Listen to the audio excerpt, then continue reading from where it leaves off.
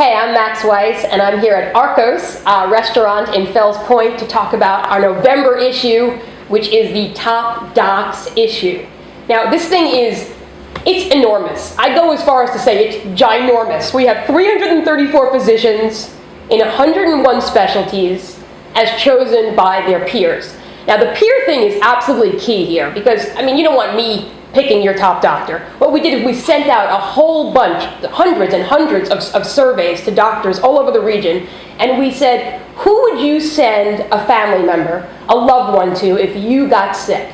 And then we got a consensus, and the results are contained here. For the first time ever, we've included plastic surgery among our specialties. So we asked the doctors, who would you send your loved one to for a nose job? And they told us. There's other aspects to this issue that I really love. We have something called Docs Off the Clock. And what that is doctors sort of sharing their secret passions with us. One is a rock climber, one is a baseball trivia aficionado, stuff like that. We also have a story called My Most Interesting Case. And here's where doctors recount their most interesting case of the last year or so. One doctor, Dr. Clifford Solomon, who works for the Baltimore Washington Medical Center, he tells a story of a guy who had a brain aneurysm inconveniently during the blizzard of 2010. And Solomon, his neighbors, dug him out of his home. He drove to the hospital, saved the man's life. The big feature story associated with our Top Docs package is called The Curious Case of Dr. Q. And this was written by senior editor Evan Serpic.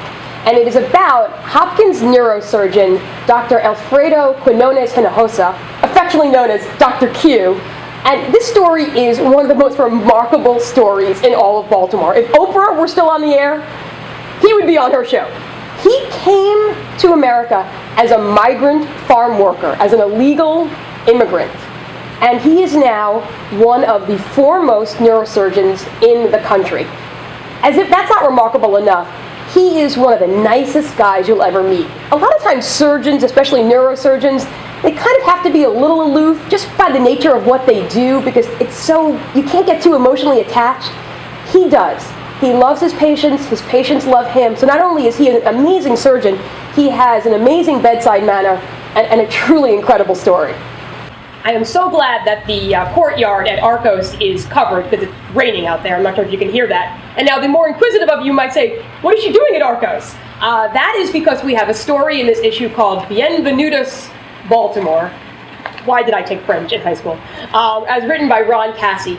And it is about the growing influence of the Latin community in Baltimore. In the last decade, the Latin community has expanded 150%. And they have a huge influence right now, culturally, politically. And what's interesting is that they're sort of following the same trajectory as all the other immigrants who came through Baltimore, the German immigrants, the Italian immigrants, expanding, of course, through Upper Fells Point into the county as well. And they are really, really being heard from. Arcos is owned by Nicholas Ramos, who is one of the community leaders, and that's why we're filming here this morning. Also, I think I want some carne asada. Another story I want to call your attention to is the family that texts together. And that poses the question, are we simply too plugged in? We kind of go through the family that's sitting around the dinner table and everyone's either texting or looking at their smartphone. And has this sort of stopped actual communication among family members? So we talk to families, we talk to experts, and without giving too much away, the answer is yes, we are too plugged in. So there you have it. It's the November issue of Baltimore Magazine. We've got the Top Docs. We've got the Latin Baltimore. We have a beautiful holiday entertaining section called Modern Holiday about how to keep your holiday simple and sophisticated. We have an interview with Rodney Henry, the pie guy, the 10 things he can't live without, including bacon. They say Baltimore is one of the best places in the world if you have to get sick, and you best have Baltimore Magazine on your nightstand.